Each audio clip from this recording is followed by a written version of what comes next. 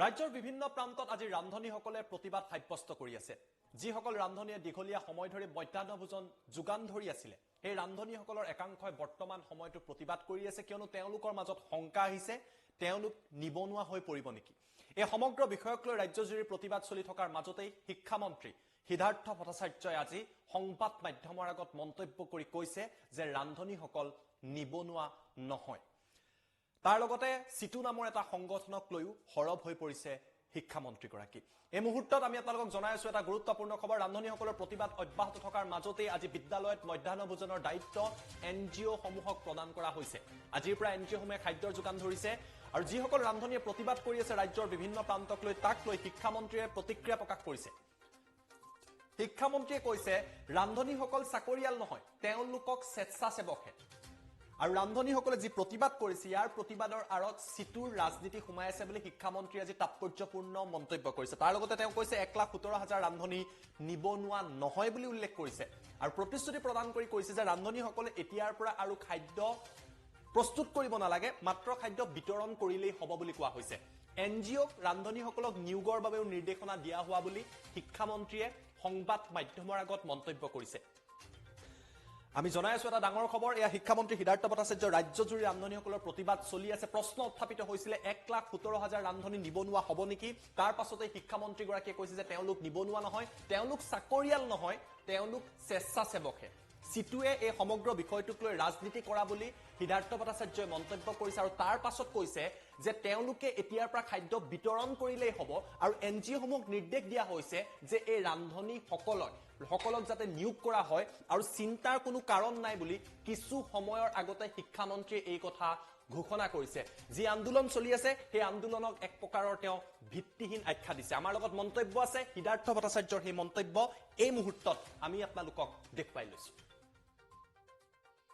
ভোজনৰ লগত যিখিনি জড়িত হৈ আছে, তেখেতসকলে আগতে ৰান্ধিব লাগিছিল, তেখেতসকলে বিলাব লাগিছিল আৰু তেখেতসকলে সেই ৰন্ধা বঢ়া বাচনবোৰ ধুব লাগিছিল। এতিয়া তেখেতসকলক একমাত্ৰ দায়িত্ব হ'ল তেখেতসকলে বিলাব লাগিব। তাত তেখেতসকলে বেয়া পাবলৈ বা অসুবিধাৰ কি কথা আছে? তেখেতসকলক আমি যিবিলাক NGOক দিছোঁ, কিয়নো এইটো অকল অসমতে হোৱা নাই, সমগ্ৰ ভাৰতবৰ্ষতে মধ্যাহ্ন ভোজনৰ ক্ষেত্ৰত বিভিন্ন অসুবিধা আমি দেখিছোঁ, আসোঁৱাহ দেখিছোঁ আৰু এই অসুবিধা আৰু আসোঁৱাহবোৰ দূৰ কৰিবৰ বাবে এনেকুৱা ধৰণৰ স্বেচ্ছাসেৱী সংগঠনবিলাকক দিয়াৰ এটা সিদ্ধান্ত অকল আমাৰ অসমত নহয়, সমগ্ৰ ভাৰতবৰ্ষৰ অন্যান্য ৰাজ্যত যদি এইটো সুকলমে চলিব পাৰে, অসমৰ ক্ষেত্ৰত এইটো ব্যতিক্ৰম কিয় হ'ব? এতিয়া চাকৰিৰ কথা হ'ল, প্ৰথমে তেওঁলোকৰ চাকৰি আছিল নেকি? এইটো দে ৱেৰ ভলণ্টিয়াৰ্ছ। আপুনি যদি অনুগ্ৰহ কৰি সেইখন চাই লয় তেতিয়া দেখিব তেখেতসকলে চাকৰি বুলি ক'ব পাৰে, কিন্তু it was not a job. They volunteer to do this work. তেখেতসকলে চাকৰি বুলি কৈছে, মোৰ সেই ক্ষেত্ৰতো কোনো হেৰি নাই।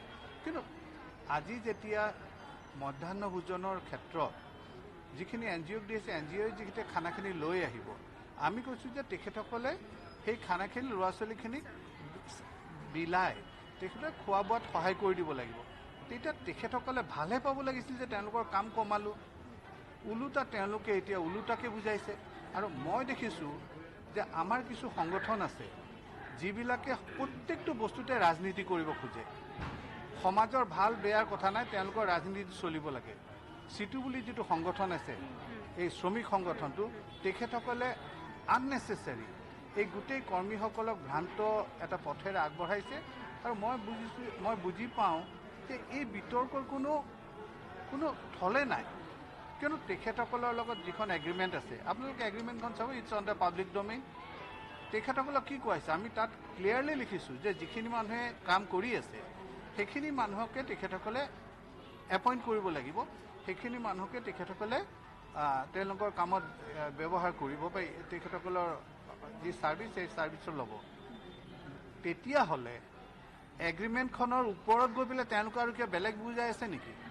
এনেকুৱা ধৰণৰ এই যে কিছু মানুহক ভ্ৰান্তভাৱে পৰিচালিত কৰি ৰাজনীতি কৰি কৰা যিবোৰ সংগঠন আছে, এই সংগঠনবোৰক মই তীব্ৰ গৰিহণা